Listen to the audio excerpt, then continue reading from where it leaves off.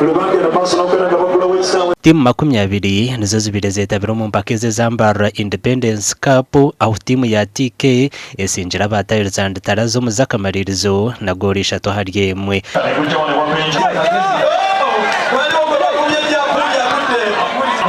Tiles and Terrazzo beba inompira kakati bageza kukwera basaba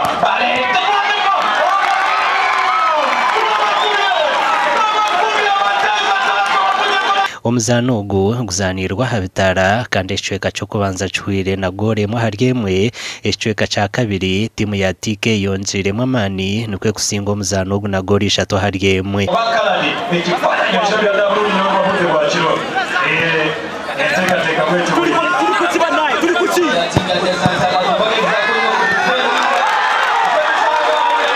empakezi zishirweho omweshongoze Edikenzo kandi abasinguzi bakwasibwe midar hamwe na n'imitwaro 50.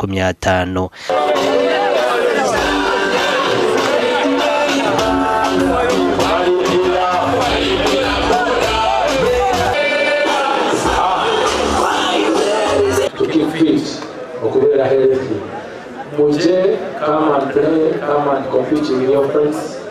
It's going to be happening every day, anytime, anywhere you can come and enjoy.